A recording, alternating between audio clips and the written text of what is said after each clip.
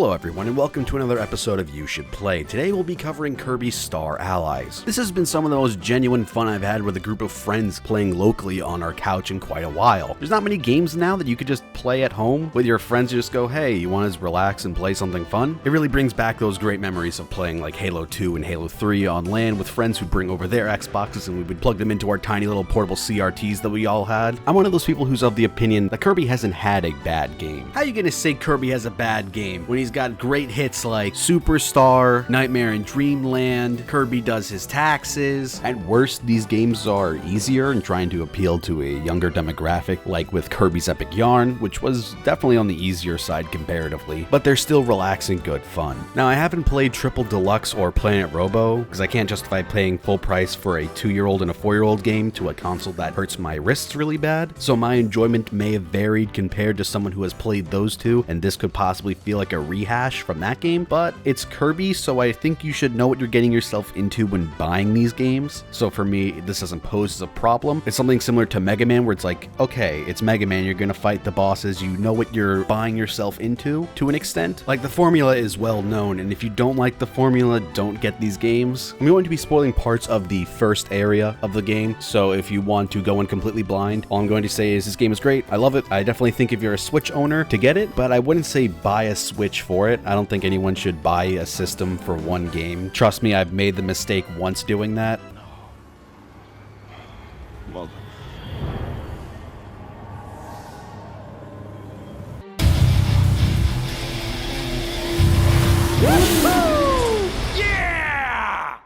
Star Allies opens up like any other Kirby game, beginning in Dreamland. Soon enough though, you'll be seeing the new additions this game has to offer, like the Friend Heart system. Pressing X near an enemy, Kirby will toss a heart, which will cause the enemy to become an ally. That can be controlled either by a CPU or a friend on your couch. You can have up to 3 allies at a time, and thanks to the design of the Joy-Cons, you'll already have 2-player access from the get-go if you don't have any extra controllers. With the 4-person co-op, you now have the ability to do things like the Friend Bridge or the Friend Circle, which are short little segments where all of you guys form together to do a certain task. Like the name implies, the Friend Circle is all 4 players forming into a ball and then rolling through the map, each of you having control of the jump. It's one of those segments where if you had friends that were pieces of shit, it would troll you while you're doing platforming in the Super Mario Wii games, where they just make blocks appear in front of you so you'd fall in the pits. This is going to be another one of those where they just choose to jump either too early or too late, and you just end up falling into a pit and wasting a life. But overall, you shouldn't really ever have to worry about lives in a Kirby game. The most complex or challenging it ever gets is during boss fights. The platforming is pretty easy and fun for the most part, especially in this game where they give you another extra life every 100 stars, and stars are just thrown at you willy-nilly in this. This is an excellent game to give your kid or your little brother or sister or like a niece or a nephew, so they don't grow up playing shit games on their fucking phones that are clearly designed to steal money from them because their parents are monitoring them. It's bad enough those games are already targeted at adults and make more money than anything ever existed. I just want my summertime jolter, please, Fate Go! My favorite new inclusion definitely has to be the Dream Friends. Finding hidden switches in certain levels will unlock you access to the Dream Palace. In said palace is the Dream Rod, which you can use to summon friends which are returning from previous titles, like Rick from Dreamland 2, Marks from Superstar, and my personal favorite Adeline and Ribbon from Kirby 64.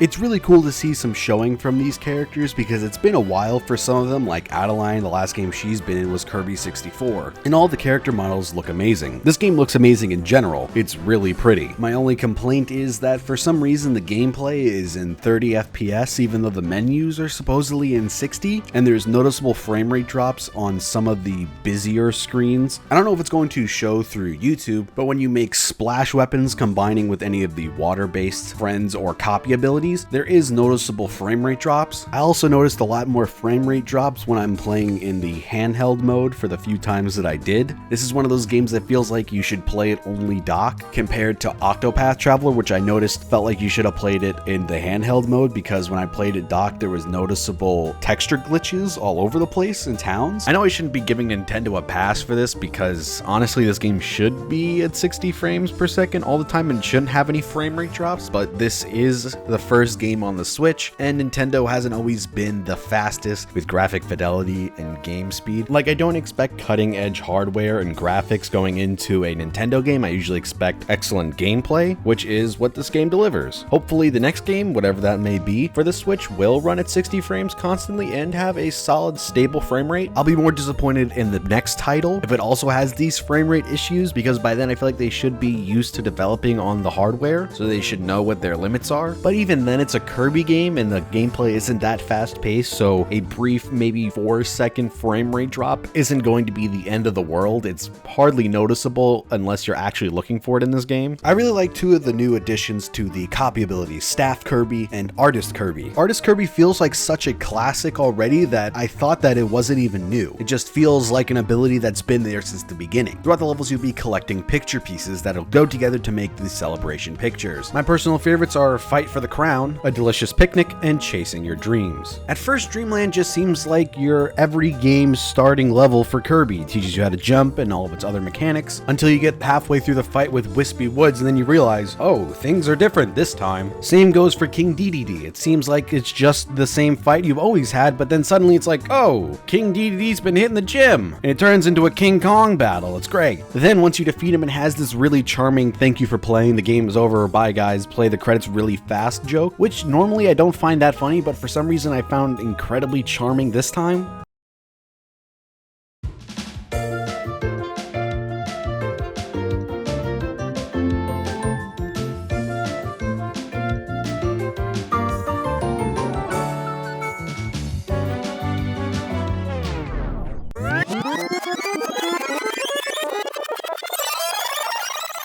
As always with Kirby games, the soundtrack is absolutely on point. It should be playing in the background of this video right now unless Nintendo decides to copyright strike me so I can't use it. Like previous titles, this game has 4 mini-games, 2 which are unlocked right at the beginning, and 2 which will be able to be played after you complete the main campaign. I'm only going to show off the 2 that are available from the get-go because I want to leave some things up to surprise for people who tend to play this game. First up, we have Chop Champs. 4 Kirbys are lined up and are tasked to chop down a tree, sliding side to side, avoiding hazards like caterpillars and spiked balls. The first difficulty is piss easy, but the following 2 actually do add a decent amount of challenge, making sure you have to be careful and mindful of which side you're on while you're on a timer so you don't get hit by any of the hazards.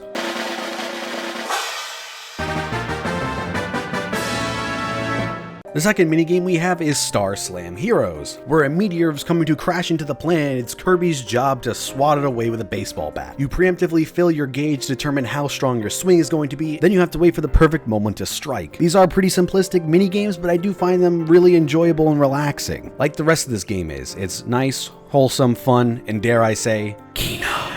Like I mentioned earlier, I think this is an excellent game to play with your child or younger sibling or nephew. A good way to introduce them into games. Please God, if you're gonna have your kid play anything, let them play fucking Kirby, not Fortnite. God, I fucking hope I'm sterile. If you made it this far in the video, I just want to say thank you. I do have a few more smaller you should play, you should watch, and you should read videos planned to do and release while I'm working on larger videos. Like right now, I'm still working on the Everything Wrong with Yu-Gi-Oh! Season 5 video that everyone's been asking for. I'm about halfway done. It should be out hopefully soon. I'm not going to give a date because I don't like making promises that I can't keep. The next you should play is most likely going to be Bravely Default. And the next you should play after that is most likely going to be Fist of the North Star Lost Paradise, the PS4 game by the Yakuza devs that just came out recently, unless I play something that I absolutely fall in love with to the point that I'm going to rush a video out and put it ahead of everything else, like I did with the You Should Watch Agretzko or the You Should Play DMC1 video, where I just binged through that in a day and I was just like, I need to make a video right now. I just want to talk about how much I love this thing, because that's the original intention of this series, was to talk about things that I really like in a less detailed and critical manner and try to recommend people. Also, the fact them being shorter and less depthful means I can get them out a lot faster, because YouTube really likes when you are consistently uploading and long videos that are like 30 minutes long, where you have to watch 20 hours worth of a show that's excluding taking notes and researching or playing through super long games, don't get made in a few days unless they're really shit. I mean, my videos are still shit, but that's besides the point. And as always, thank you guys for watching and see you next time.